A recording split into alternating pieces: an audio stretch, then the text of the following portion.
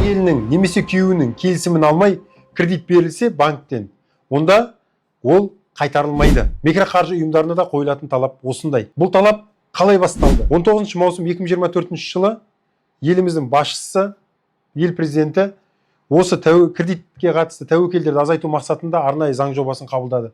Соған байланысты банк туралы заңға, микроқаржылық қызмет көрсету туралы заңдарға толықтырулар мен өзгертулер енгізілді.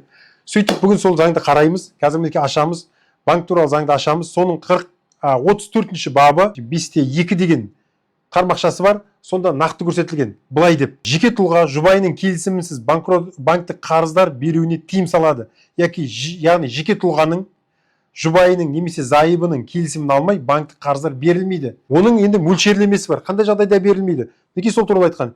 Келісімді алу тәртібі және келісім қажет болатын банктік қарыздың ең төменгі мөлшері. Қазақша айтқанда, қанша теңгеге дейін әйелі немесе күйеуі кредитті өз еркімен ала алады. Бұл 1000 МРП. 1000 айлық есептік көрсеткішке дейін әйелі де, күйеуі де кредитті келісімсіз ала алады.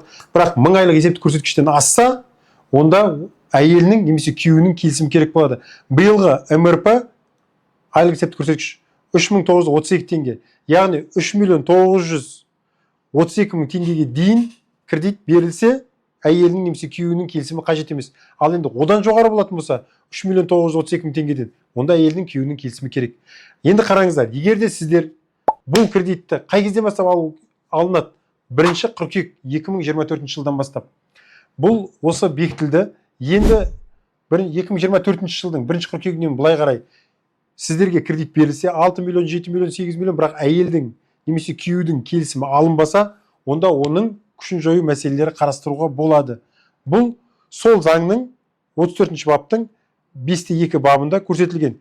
Егер дәл осындай жағдай орын алса, 3 күннің ішінде осы фактілер анықталса, онда полностью нені есептен шығарады. Банктік қарыз бойынша берешекті есептен шығарады, өндіріп алу шаралары тоқтатылады, өндірілген сомалар болса, оны қайтарылады. Бұл тамаша жасалған толықтыру. Дәл осылай анау заңсыз берілген, сыртынан алып берілген, онлайн түрде берілген, алаяқтарға алданып қалған кредиттер бойынша да дәл осылай істесе, бірде-бір адамға онлайн түрде кредит берілмес еді. Және алаяқтар арқылы берілмес еді. Сөйтіп осылай істеу керек. Мен осыны айтып жүрмін ғой. Дәл осылай айтып жүредім. Мынау жақсы болды. Әйелдерге, күйеулерге қатысты бір-бірінің келісімін алмай, енді кредит алып 1000 айлық есептік көрсеткіштен жоғары болса.